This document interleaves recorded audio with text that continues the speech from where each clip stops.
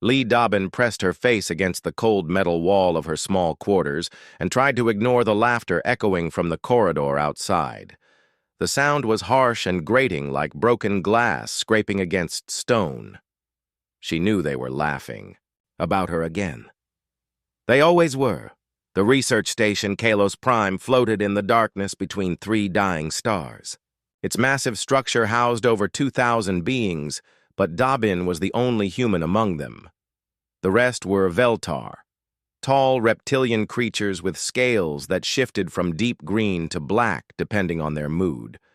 Right now, she could hear their scales clicking against each other as they walked past her door. The sound meant they were amused or excited. Usually, it meant both when it came to mocking her. Dobbin pulled on her research uniform and checked her reflection in the small mirror mounted on her wall. Her black hair was pulled back in a simple ponytail, and her dark eyes looked tired. She had been on this station for 6 months now, and every single day had been the same. Work hard, get ignored, listen to insults, sleep poorly. Repeat.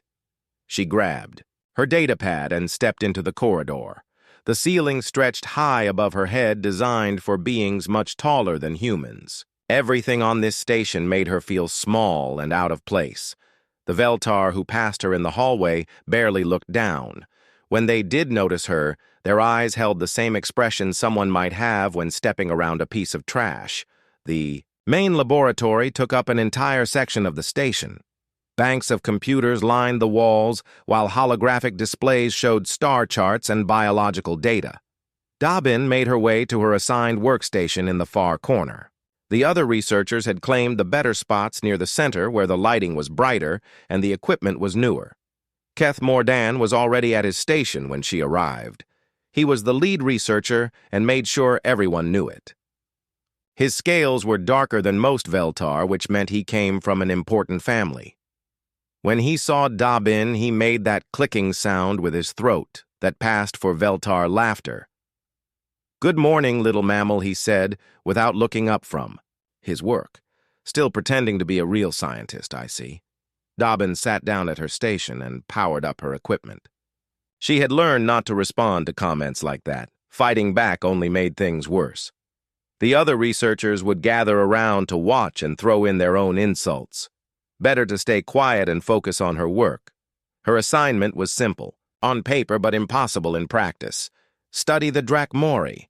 The Veltar called them sky beasts, but Dobbin thought they looked more like dragons from old Earth stories. They were massive creatures with long necks and powerful wings that could fold tight against their bodies.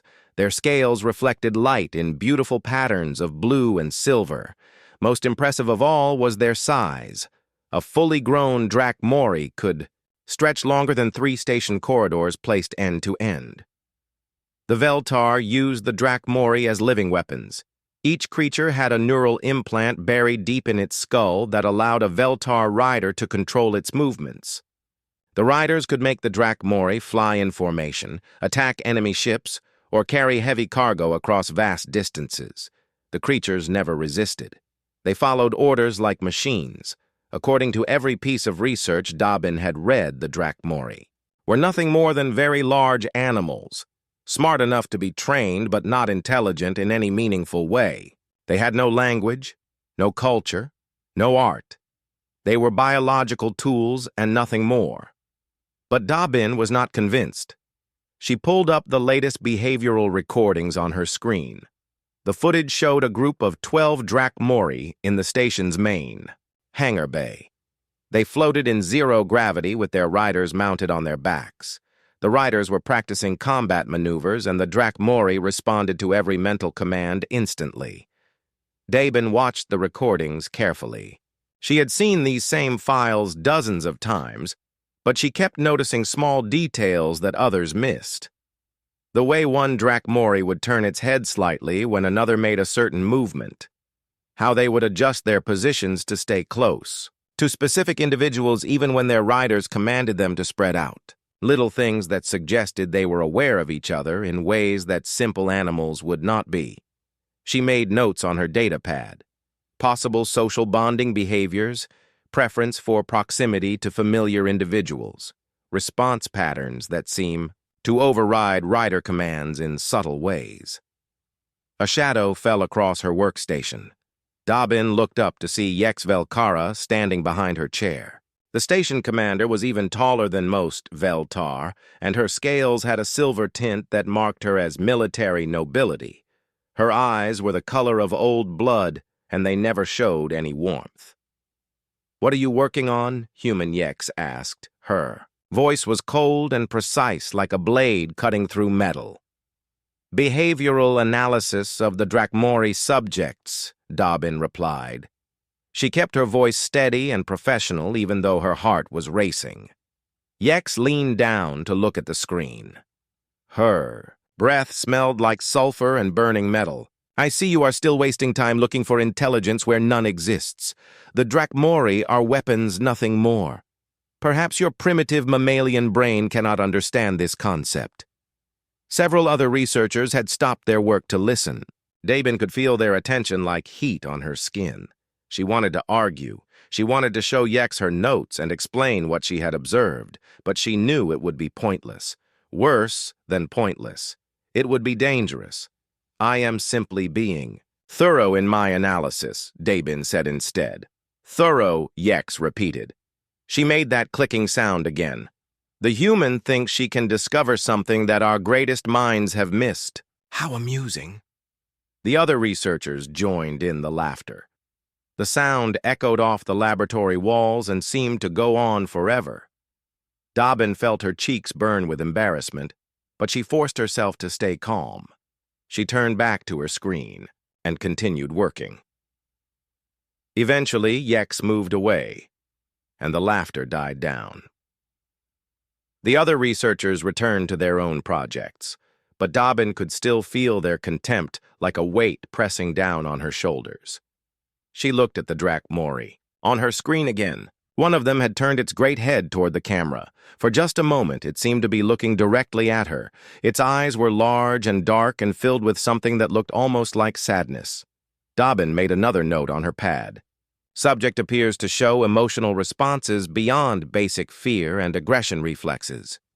She knew no one would believe her, but she also knew she was right. There was something more to these creatures than anyone realized. Something important that the Veltar were either too proud or too blind to see. The question was what she could do about it. She was just one human on a station full of beings who saw her as barely worth their notice. How could she prove that the Drakmori were more than weapons when no one would listen to her? But as she watched the footage again, she made a decision. She would find a way to get closer to these creatures. She would study them properly, even if it meant breaking rules, even if it meant taking risks that could get her thrown off the station or worse.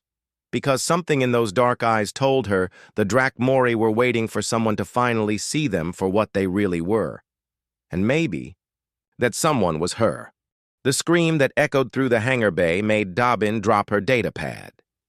She had been working late again, trying to avoid the other researchers, when the sound cut through the station's usual hum, like a knife. It was not the mechanical noise of ships or equipment.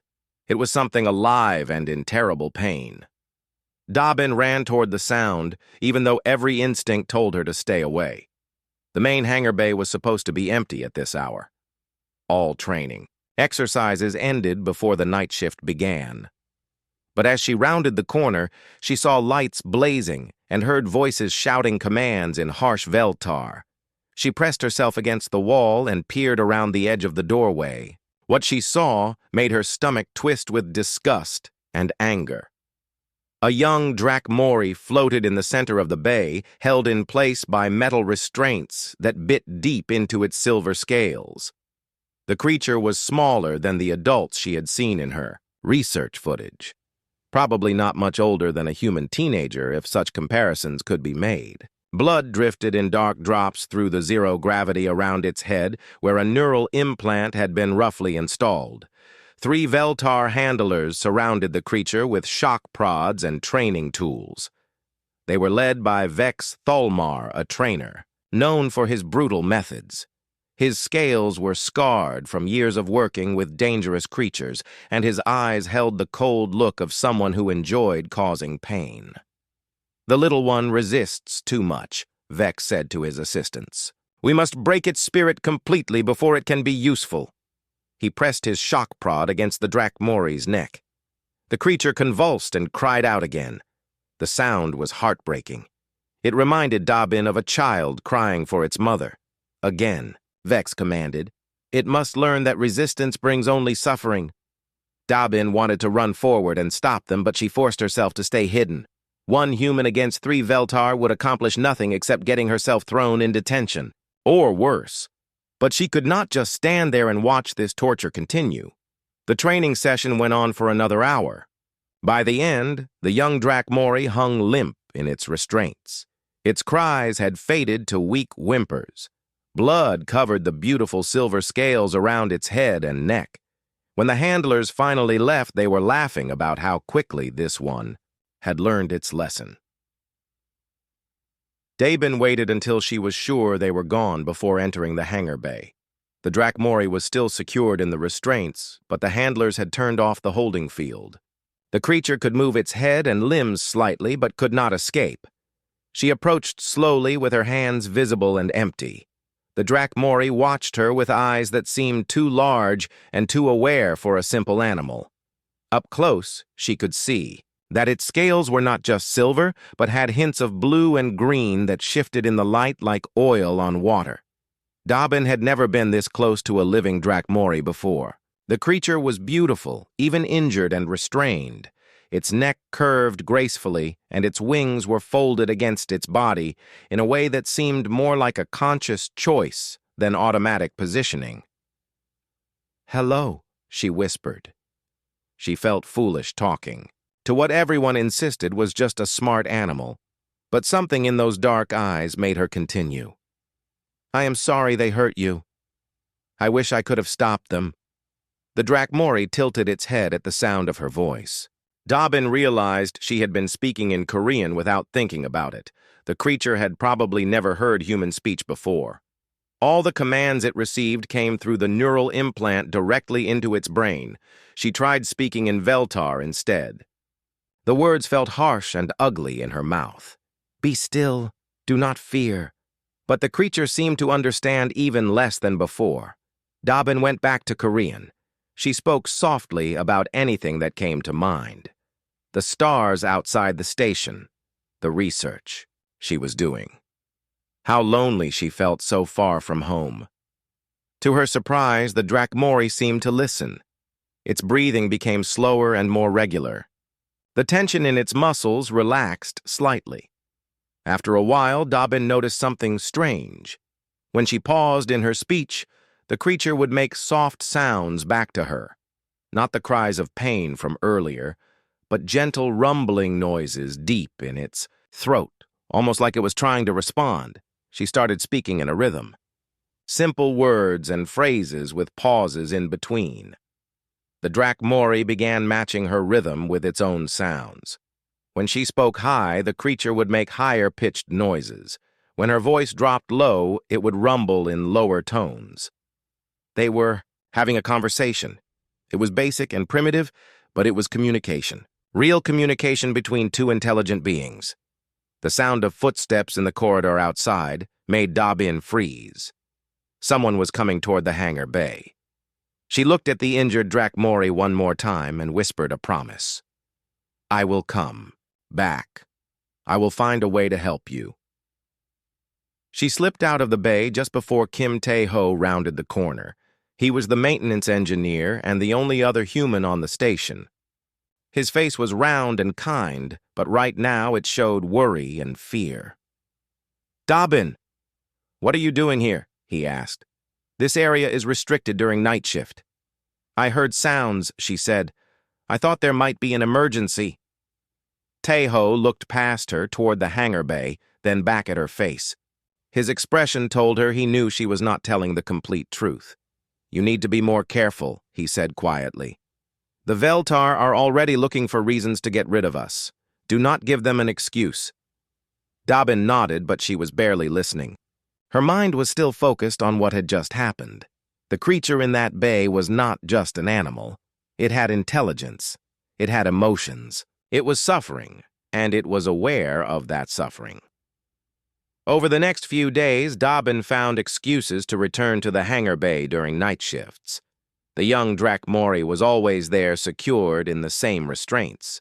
The handlers came every few hours to continue its training, but between sessions, Dobbin would visit. She began calling the creature Hanul, which meant sky in Korean. It seemed fitting for something that should be flying free among the stars instead of trapped in metal restraints. Each visit, their communication improved. Hanel learned to recognize certain Korean words and would respond with specific sounds. Dobbin discovered that the creature could produce a wide range of tones and frequencies. Some were so low she felt them more than heard them. She also noticed that Hanul's injuries were healing much faster than they should according to standard biological models. The wounds around its neural implant closed within days instead of weeks. Its scales regrew in perfect patterns. Whatever these creatures were, they had remarkable recovery abilities. But the most important discovery came during her 5th visit. Dobbin was speaking softly to Hanul when she noticed something impossible. The creature was moving its clawed hand in deliberate patterns, not random gestures, but repeated movements that seemed to correspond to the sounds it was making. Hanul was not just listening and responding. It was trying to teach her its own language. Dobbin felt a chill run down her spine as she realized what this meant. The neural implants were not just control devices. They were suppressing the creature's natural communication abilities. The Veltar were not just using intelligent beings as weapons. They were deliberately blocking their intelligence to make them easier to control. She was not just looking at an abused animal. She was looking at a prisoner, a person trapped in chains they could not break, asking for help in the only way they knew how. And now she was the only one who knew the truth. Dobbin had not slept properly in 2 weeks. Every spare moment was spent in the hangar bay learning from Hanul. What had started as simple sound exchanges had grown into something far more complex. The young Drakmori was teaching her a language that existed in dimensions she had never imagined. The sounds were only part of it. Hanul also communicated through subtle changes in scale-color electromagnetic pulses that made the hair on Dobbin's arms stand up, and movements so precise they could only be intentional. It was like trying to learn music, mathematics, and dance all at the same time. But slowly, patterns emerged. A deep rumble combined with blue-green scale shifts meant safety or comfort. High-frequency clicks with rapid wing movements indicated excitement or urgency. Most interesting of all were the subsonic frequencies that Dobbin could barely detect. Hanul used these for what seemed like complex ideas or memories. Tonight, Dobbin brought a portable computer to record and analyze these patterns. As soon as Hanul saw the device, it became extremely agitated. Its scales flashed warning colors, and it pulled against its restraints. "No, no," Dobbin said quickly. "This will not hurt you. It is just to help me understand." She showed Hanul the computer and let it examine the device as much as the restraints would allow. Slowly, the creature calmed down. Then something incredible happened. Hanul began producing a series of electromagnetic pulses that made the computer's sensors go wild. Dobbin stared at the readings on her screen. The pulses were not random. They followed mathematical sequences, prime numbers, Fibonacci patterns, geometric progressions. Hanul was demonstrating mathematical knowledge that rivaled anything taught at Earth's best universities. Over the following nights, their communication deepened. Hanul shared memories through subsonic frequencies that Dobbin felt more than heard. Images formed in her mind of vast cities floating in the clouds of gas giant planets. Drakmori flying in great flocks between the stars without any mechanical ships or navigation tools. Peaceful gatherings where hundreds of the creatures would hover in perfect formations, creating patterns of light and sound that were both beautiful and meaningful. But then came darker memories. Ships arriving from space, carrying the Veltar. At first, the meetings were peaceful. The Drakmori offered help to what seemed like refugees from a dying world.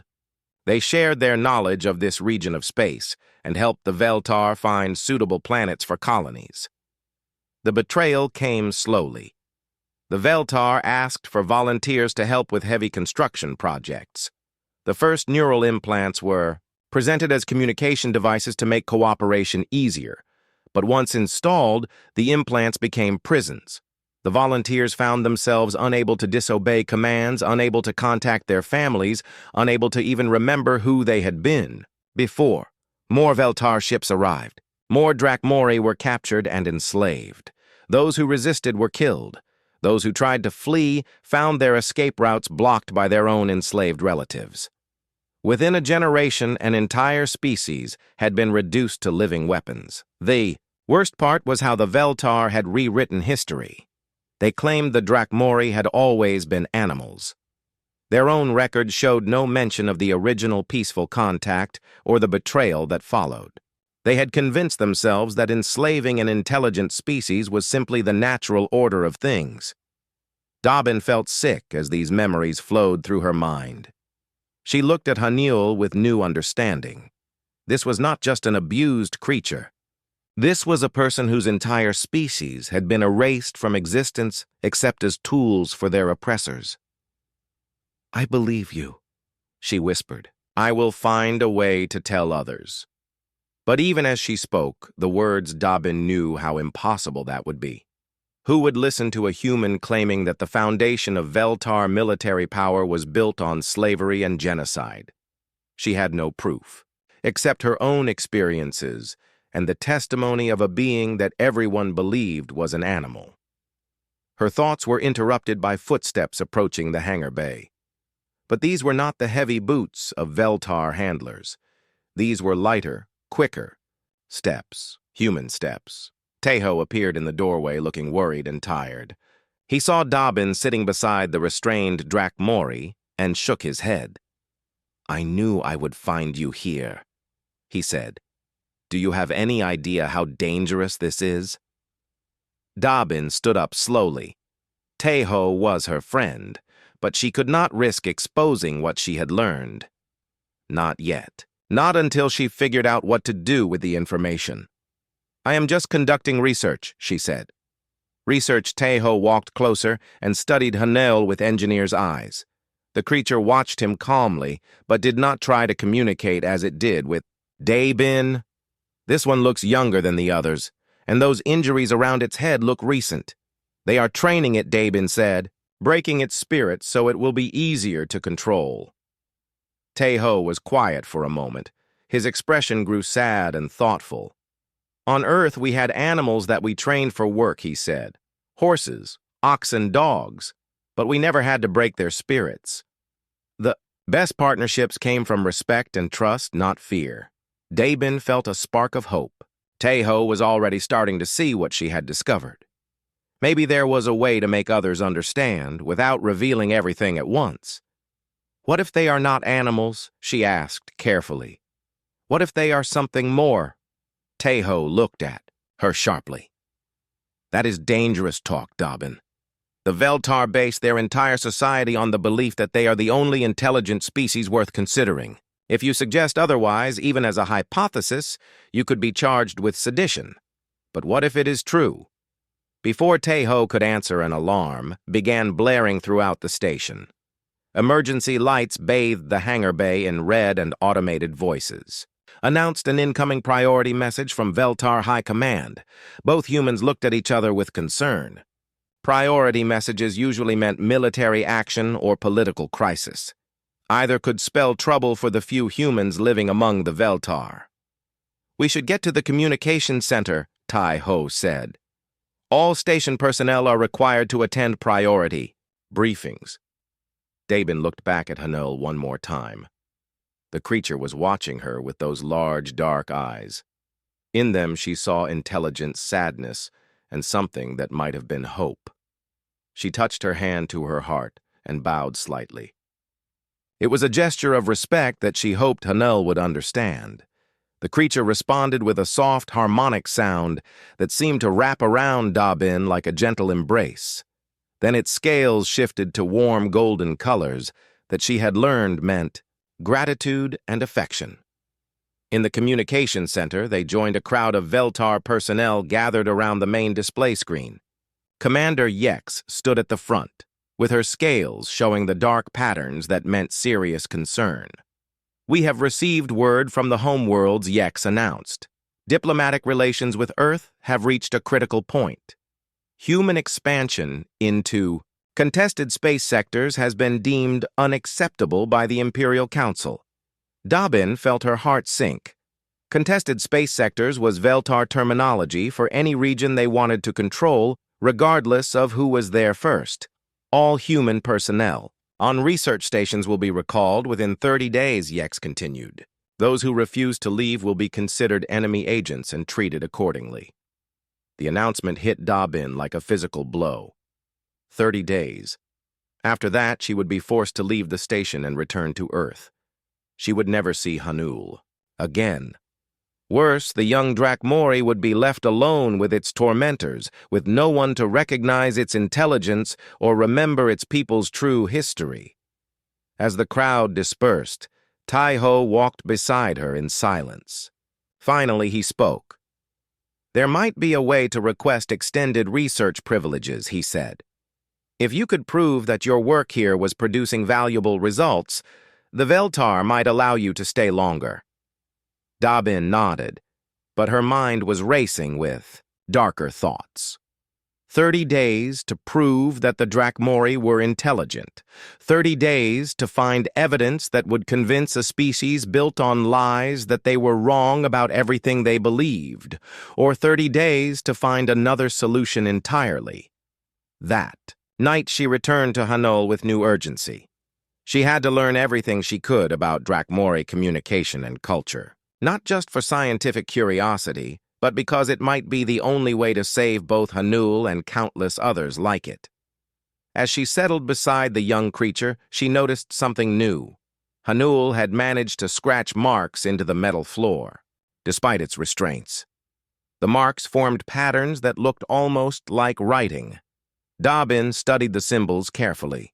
They were elegant and flowing, quite different from the harsh angular script the Veltar used. But as she looked closer, she began to recognize mathematical relationships and astronomical references, star positions, orbital mechanics, navigation, charts. Hanul was not just communicating anymore, it was teaching her how to read Drakmori script, the written language of a species that supposedly had no culture or history, and that gave Dabin a terrible and wonderful idea. Dabin's plan was insane. She knew it was insane. But with only 12 days left before her forced departure, she was out of safer options. She had spent 3 weeks studying the neural implant systems with help from Hanul. The young Drakmori had taught her to read the technical specifications hidden in symbols scratched into the hangar bay floor. What she learned made her stomach turn with disgust. The implants were not just control devices. They were torture instruments designed to cause constant low-level pain. This pain kept the Drakmori docile and prevented them from accessing their natural electromagnetic communication abilities. Worse, the implants released chemicals that slowly erased memories and emotions over time. Every Drakmori on the station was living in a fog of artificial amnesia and suffering. They had forgotten their families, their culture, their very identities. All that remained were fragmented dreams and the basic instinct to obey orders to make the pain stop. But Hanul had shown her something else. The implants had a critical weakness. They required constant electromagnetic calibration to function properly. If the station's main power grid experienced certain types of interference, the implants would automatically shut down for 30 seconds, while they recalibrated. 30 seconds of freedom. It might not sound like much, but Hanul assured her it would be enough. Enough for the adult Drakmori to remember who they were. Enough for them to reconnect with each other through their natural communication network. Enough to change everything. The opportunity came sooner than expected. The Veltar Military Command had scheduled a major training exercise for the next day. All 43 Drakmori on the station would be deployed at once in the largest formation drill anyone had ever attempted. It was meant to demonstrate their total control over their living weapons before the humans were expelled from the station. Dabin waited until the night shift began before making her move. She had spent days studying the station's power systems and mapping out every circuit and relay. Tejo had unknowingly helped by showing her maintenance tunnels and explaining backup power protocols. He thought she was just curious about how the station functioned. The electromagnetic interference generator was her own design, built from spare parts and research equipment. It was crude, but it would work for the few seconds she needed. All she had to do was connect it to the main power conduit during the exercise and trigger a controlled overload. But first she had one last conversation with Hanul. The young Drakmori was excited when she explained what was going to happen. Its scales flickered through rapid color changes, and it produced a complex series of harmonics that Dabin had learned meant anticipation mixed with fear. "Will it hurt them?" she asked. "When they remember everything at once, will it be too much?" Hanul was quiet for a long moment. When it finally responded, the sounds carried deep sadness and ancient grief. It would hurt. Remembering always hurt. But forgetting hurt more. Dabin nodded. She understood. Sometimes pain was the price of freedom. The next morning arrived gray and cold. Dabin took her position in the observation deck with the other researchers and station personnel. Below them, in the massive central bay, 43 Drakmori hung in perfect formation. Each had a Veltar rider mounted on its back. The creatures floated motionless, waiting for commands that would come directly into their brains. Commander Yex stood at the control podium with obvious pride. "Today we demonstrate the perfect harmony between Veltar intelligence and Drakmori. Strength," she announced. "Watch as our will becomes their action." Keth Mordan was beside her operating the formation control system. Through the neural implants, he could coordinate all 43 creatures as if they were extensions of his own body. It was an impressive display of technology and domination. The exercise began with simple movements. The Drakmori spread into attack formation, then condensed into a defensive sphere. They performed complex aerial maneuvers that would have been impossible for any mechanical vehicle. Their movements were precise and synchronized like a deadly ballet. Dabin watched from her position near the back of the observation deck. In her hand, she held a small remote control connected to her interference generator. The device was hidden in a maintenance panel 3 levels down. All she had to do was press one button. But as she watched the exercise continue, she began to have doubts. What if her plan did not work? What if the electromagnetic pulse damaged the creatures instead of freeing them? What if she was about to cause a disaster that would hurt the very beings she was trying to help? Then she saw Hanul. The young Drakmori had been brought to the exercise as an observer. It hung at the edge of the formation without a rider still, too young and untrained for combat duties. But Dabin could see the restraint harness holding it in place and the fresh scars around its neural implant. Hanul looked toward the observation deck, and its large, dark eyes found Dabin in the crowd. Even from this distance, she could see the trust and hope in its expression. It believed in her. It was counting on her to keep her promise. Dabin pressed the button. For a moment, nothing happened. The Drakmori continued their precise movements, and the Veltar observers continued their proud commentary. Then the station's lights flickered once, and the electromagnetic pulse rolled through the power grid like a silent wave. The effect was immediate and shocking. Every Drakmori in the formation suddenly stopped moving. For 3 heartbeats, they hung, motionless in space while their neural implants reset. Then they began to scream, but these were not cries of pain. They were voices raised in recognition and memory and terrible grief. 43 beings suddenly remembered who they were and what had been taken from them. The sound echoed through the station like the voice of an entire species crying out against centuries of slavery. The Veltar riders tried to regain control, but their neural links were still offline. They could only sit helplessly as the creatures beneath them began to move with purpose and intelligence for the first time in generations. But instead of violence, something beautiful happened. The Drakmori began to sing. It started as a low harmonic drone from the largest creature in the formation. Others joined in adding their voices to create complex harmonies that made the station's metal walls vibrate. Colors flowed across their scales in patterns that pulsed and shifted like living artwork. They were communicating with each other in their natural language for the first time since their capture. Commander Yex was shouting orders, but no one was listening. The neural implant controls were functioning again, but the creatures were no longer responding to commands. They had remembered how to resist. The Drakmori began to move in new formations that had nothing to do with military tactics. They wove around each other in intricate patterns, creating three-dimensional mandalas of living art. It was clear that these movements had deep cultural meaning, even though no human or Veltar could understand their significance. Then something even more incredible happened.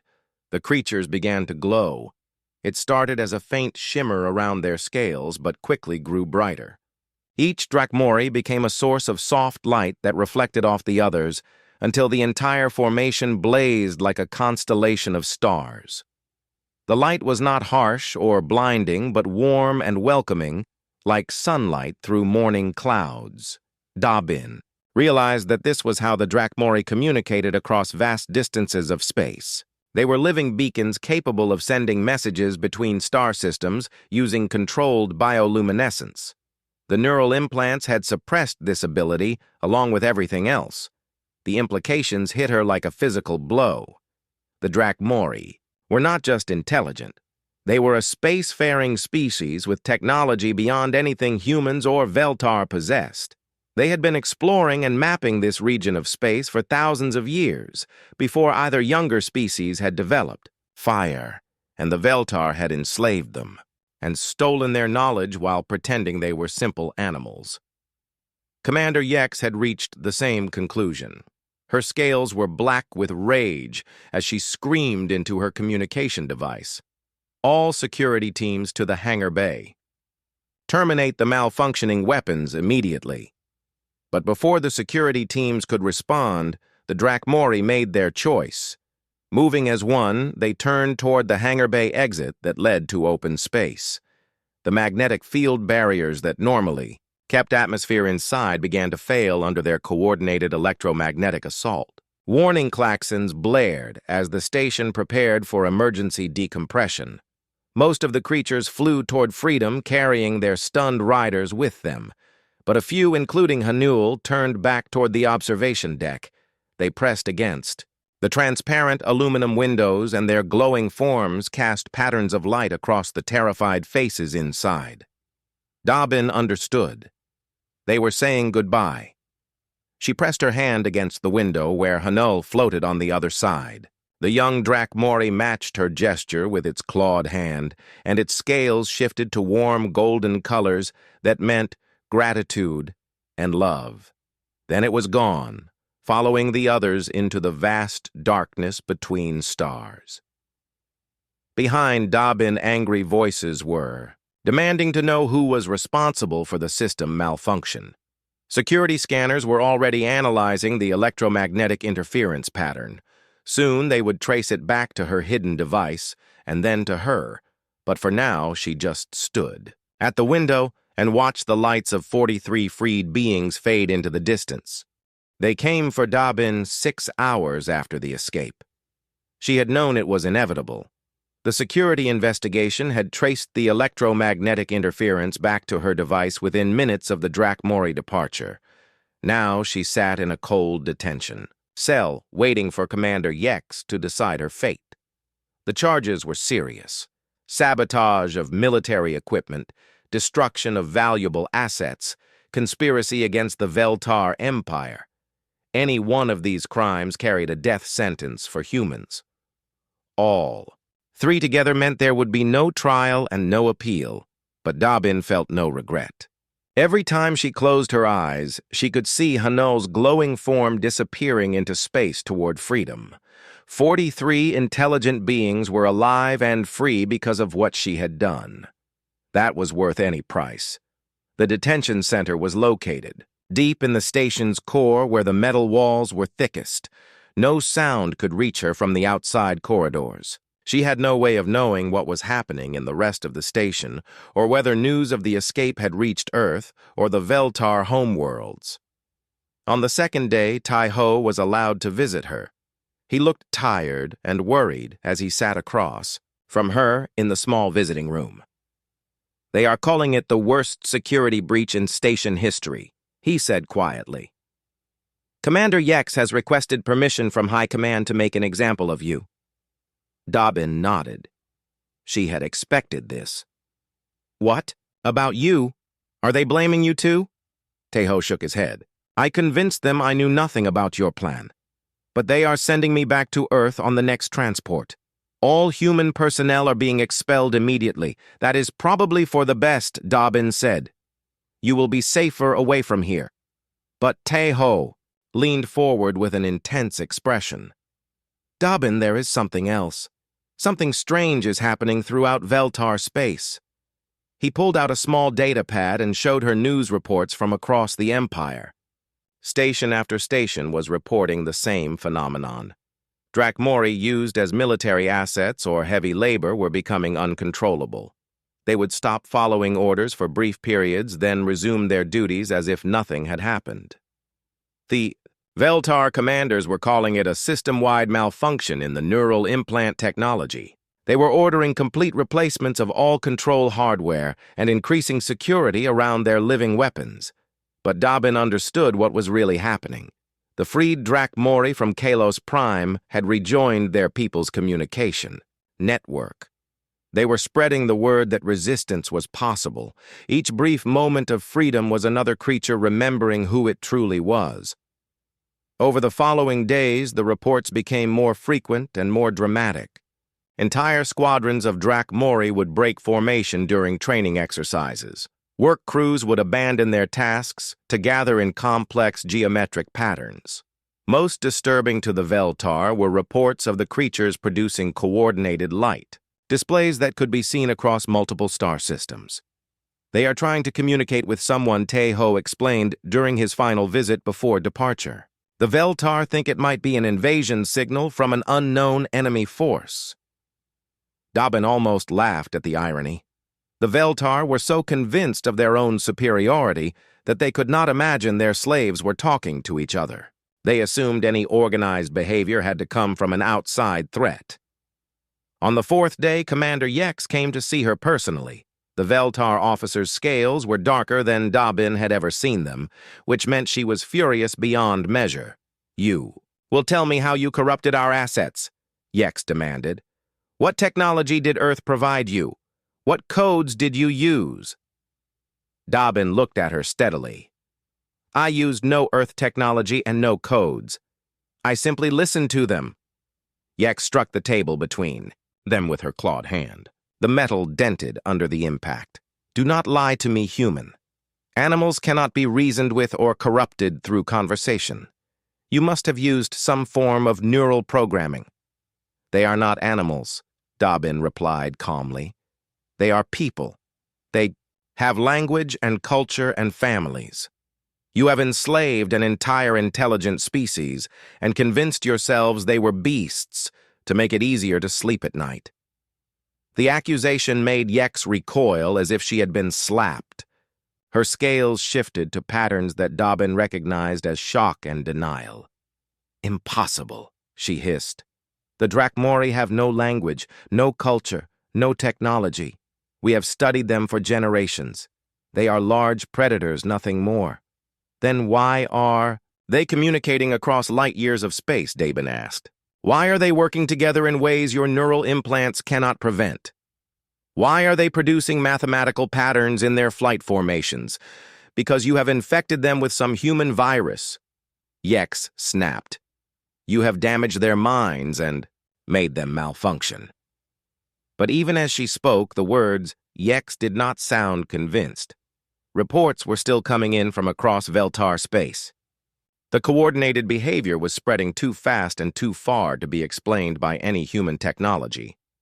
That night, Dobbin was awakened by alarms throughout the station. Emergency lights bathed her cell in red, and she could hear running footsteps in the corridors outside. Something major was happening, but she had no way to learn what it was. The next morning brought her answer. Yex returned to her cell, but this time she was accompanied by 3 other high-ranking officers. Their scales showed fear and confusion. Explain. This Yex commanded as she activated a holographic display in the center of the room. The image showed the space around Kalos Prime Station. But instead of empty void, there were hundreds of glowing shapes moving in perfect formation. Drachmori. More than Dobbin had ever imagined could exist in one place. They came through hyperspace 3 hours ago, Yex explained. No ships, no technology. They simply appeared and began broadcasting on all frequencies simultaneously. The formations were beautiful and complex. The creatures moved in 3-dimensional patterns that created shifting mandalas of light against the star field. They're bioluminescent. Displays painted the darkness in colors that had no names. What are they broadcasting? Dobbin asked. Yex hesitated before answering.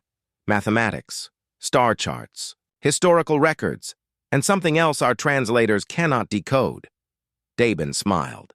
They are telling their story. They are making sure the galaxy knows what happened to them and who was responsible. The implications of this were staggering. If the Drachmori possessed faster-than-light travel capabilities without mechanical ships, then they were far more advanced than either humans or Veltar had imagined. They might be older than both species combined. More importantly, they were no longer hiding their true nature. After centuries of pretending to be animals to survive, they had decided to reveal themselves to the galaxy. The age of Veltar dominance built on enslaved labor was about to end. Yex and her officers exchanged worried glances.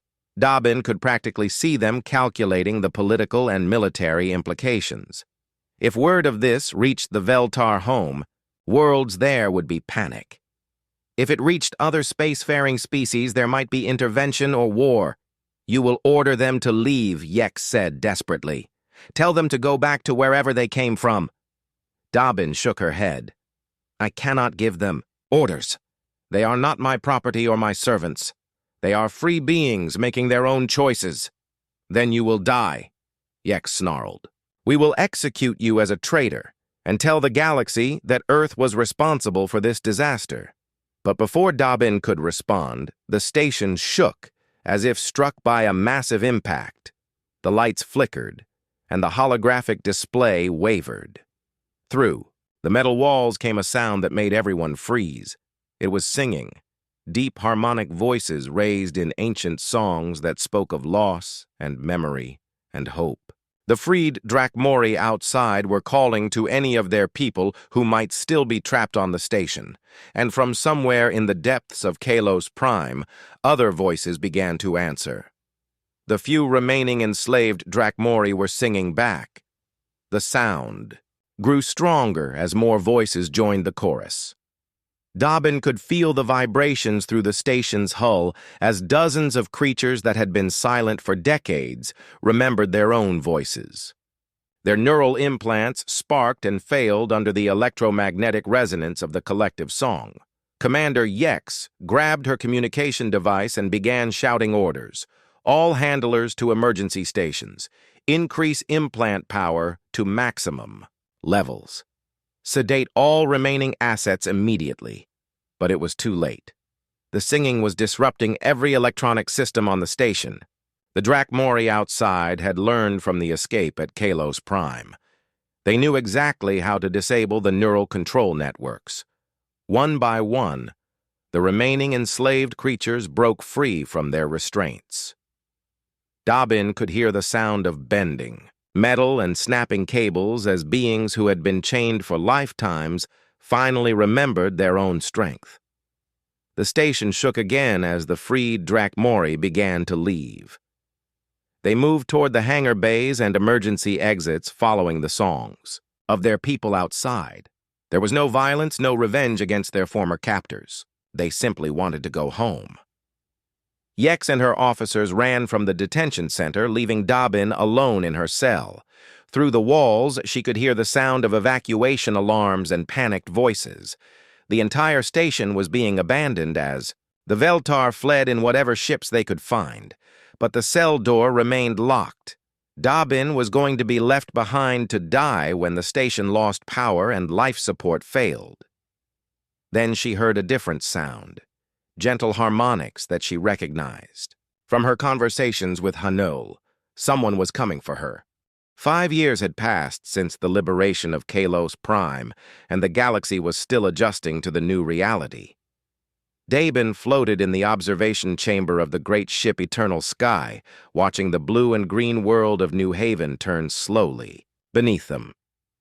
The planet had once been a Veltar colony, but now served as the first joint settlement between humans and Drakmori. Cities of crystal and living metal grew from the surface like enormous flowers reaching toward the stars. She was no longer the frightened researcher who had hidden in maintenance tunnels to visit an imprisoned creature. The years of working as humanity's first Drakmori ambassador had changed her in ways she was still discovering. Her hair now held streaks of silver that matched the scales of her closest friends, and her eyes had learned to see electromagnetic patterns that most humans could not detect.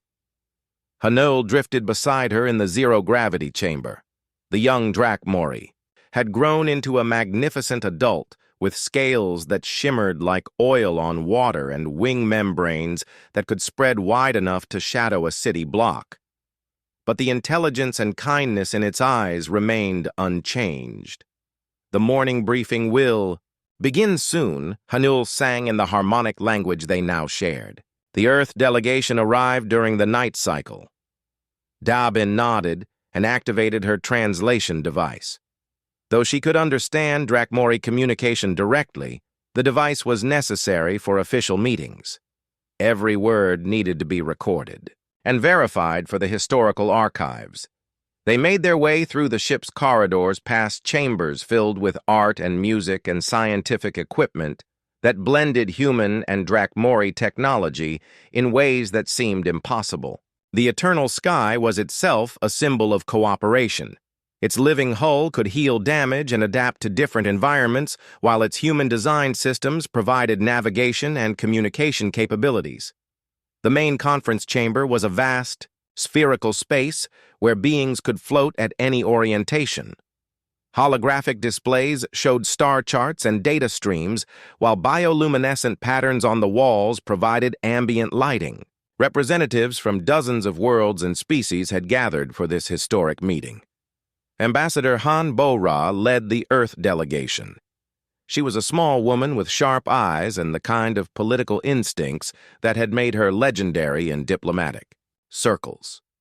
When she saw Dobbin enter the chamber, she smiled with genuine warmth. "Lee Dobbin," she said, using the formal address protocol. "It is good to see you again. Earth is eager to hear your report on the Outer Rim surveys." Dobbin bowed respectfully, then activated her translation device.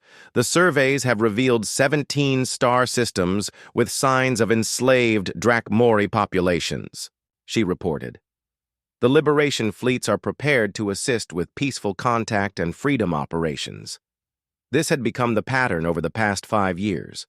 Word of the Drakmori liberation had spread throughout the galaxy, inspiring other enslaved populations to resist their captors. Some conflicts had ended peacefully through negotiation. Others had required more direct intervention. But always the approach was the same: communication first, understanding second, freedom through cooperation rather than conquest. The Veltar delegation sat apart from the others in a section of the chamber marked with neutral symbols. Their empire had collapsed within months of the Drakmori revelation. Some colonies had surrendered their enslaved populations voluntarily. Others had fought brief and pointless wars against beings they could never defeat. Keth Mordan was among the Veltar representatives. The former research chief looked older and smaller than Dobbin remembered. His scales had lost their proud dark coloring, and his posture showed the weight of shame and regret. When it came time for his report, he spoke in halting tones. "The Reconstruction Council has completed its review of historical archives," he said. "We have found evidence that supports everything the Drakmori have told us about our past contact." He paused and looked directly at Dobbin. "We were refugees when we first encountered the Drakmori. Our home world was dying and our people faced extinction. The Drakmori offered us shelter technology and guidance. They helped us establish colonies and taught us to survive in space. The admission hung in the air like a physical presence. After generations of believing they were a master race, the Veltar were confronting the truth that they owed their very existence to the species they had enslaved." But Mordan continued, "We repaid their kindness with treachery and slavery. We convinced ourselves that they were animals to justify our crimes. There is no excuse for what we did, no forgiveness we can claim." From her position near the chamber's center, a massive Drakmori elder named Sky Singer responded with deep, harmonic tones that the translation device rendered as ancient wisdom. "Forgiveness is not yours to claim or ours to grant," she sang. "It is something that grows between people who choose to build rather than destroy. We do not forget the pain of the past, but we will not let it poison the future." The meeting continued for hours as delegates discussed trade, agreements, territorial boundaries, and joint research projects. But Dobbin found her attention drifting to the larger implications of what they were building. For the first time in galactic history, multiple intelligent species were working together as equals. The old patterns of conquest and domination were giving way to something new, something unprecedented. It was not perfect. There were still conflicts and misunderstandings. Some species remained hostile to the new alliance, while others demanded special privileges based on their military power or economic resources. But progress was being made. Star charts that had been secret for millennia were now shared freely. Scientific knowledge flowed between worlds that had never communicated before. Most importantly, enslaved populations throughout the galaxy were learning that freedom was possible. As the formal session ended, Dobbin found herself approached by a young human officer she did not recognize. He wore the uniform of Earth's diplomatic corps and carried himself with the nervous energy of someone delivering important news. "Ambassador Lee," he said with a formal salute, "I have a priority message from Earth Command. We have detected electromagnetic signatures from the Andromeda galaxy that match Drakmori communication patterns." Dobbin felt her heart skip a beat. The implications were staggering. If there were Drakmori in other galaxies, then this liberation movement might be just the beginning of something much larger. Hanil drifted closer, and its scales shifted to colors that indicated excitement, mixed with ancient longing. "My people have always known we were not alone," it sang. "The great songs speak of cousins who flew between the star islands long ago." Dobbin activated her personal communicator and opened a channel to Earth.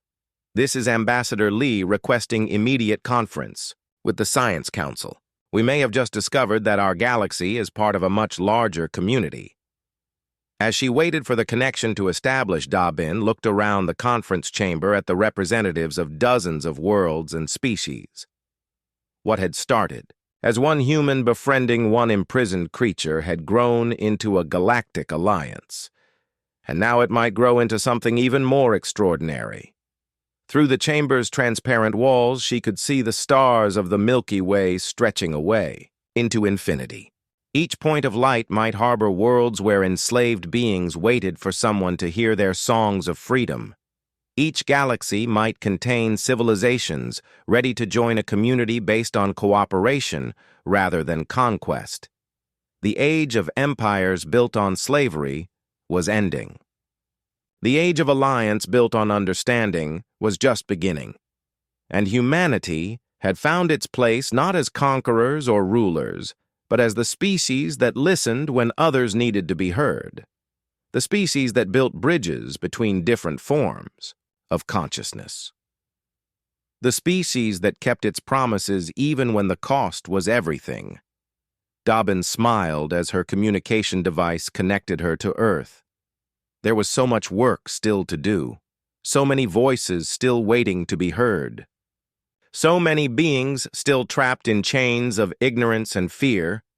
But for the first time since leaving her small quarters on Kalos Prime, she felt truly hopeful about the future. The galaxy was vast and full of wonders waiting to be discovered, and they would discover them together. The song of freedom that had started with one young Drakmori in a hangar bay was spreading across the universe itself, and it would never be silenced again.